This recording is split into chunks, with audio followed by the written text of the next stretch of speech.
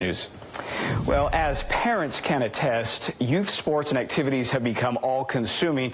It is a $15 billion industry, and it's actually doubled in the last decade. At the same time, though, participation has actually dropped because people are weighed down by those extra expenses for fees and travel. In this Unaffordable Utah report, Deanie Wimmer found many kids are actually getting priced out, and the parents who pay to play may wonder, is it worth it? Goals for this Wasatch girls soccer team are simple. Score. Of course, everybody wants to win. And stand out to college scouts. Yeah, this is a college showcase. While these players work hard, there's more than sweat equity in their game. Our family happens to be all in. What's the same situation at the Big Mountain Jam basketball tournament? It's one of half a dozen for these travel teams. It adds up. It's a big commitment of time. It's a big commitment for the family. It's a machine, and to be part of that machine, you have to buy in early and often. Travis Dorsch researches parent involvement in youth sports at Utah State University. He played in the NFL, but now works with parents trying to get their kids to that level. He says sports today are completely different than his experience. It was all about the kids, and the games were just that. They were games. What he tells those who look at sports as an investment in their kids' futures? That's the million-dollar question, and, it's not very good. He led a research team that surveyed a few hundred families across the country on spending for sports. He found families spending as much as 10% of their incomes.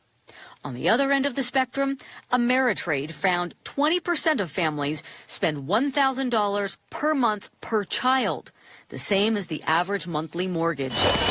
Costs like those lead to heartbreaking choices for parents and would-be athletes. Participation in youth sports has declined 8% in the last decade.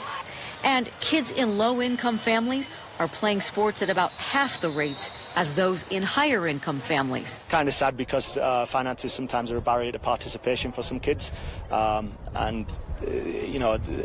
That's probably one of the big things that US Soccer is trying to fix. They're looking at costs, offering scholarships, and different options for levels of competitive play. Parents who try to afford the costs are cutting family activities, cutting retirement savings, cutting college funds.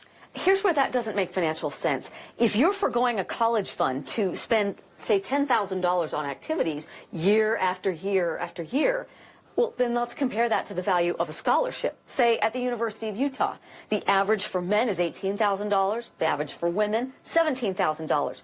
You spent more than the scholarship. Well, 40% of parents are pretty sure their children will get a scholarship.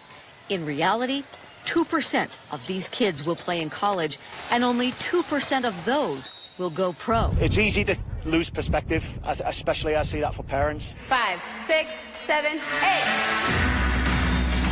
The pre-professional dance team at the Edge Studio in Lehigh has expenses for tuition, matching costumes. Even down to their false eyelashes and nail polish color. Director Andrea Olson takes pride that her studio is cost conscious. I couldn't afford to dance at the big places because my mom couldn't afford it. And so when I set my prices, I always think about that. 1, 2, step, prep, and hold. Her studio, like many others, offers scholarships and a chance for parents like this dance team mom to work off part of the costs. I go to all the competitions. It probably pays for about a third of our tuition. Also, she started her daughter on a rec team until her daughter got more serious. That's an option for other sports, or try non-traveling teams without the demands of tournaments. Volunteer to help coach or administer the program for a reduction in fees. And most importantly, communicate with your child. Make sure you're spending what you can afford on their goals without sacrificing your own financial future. Deanie Wimmer.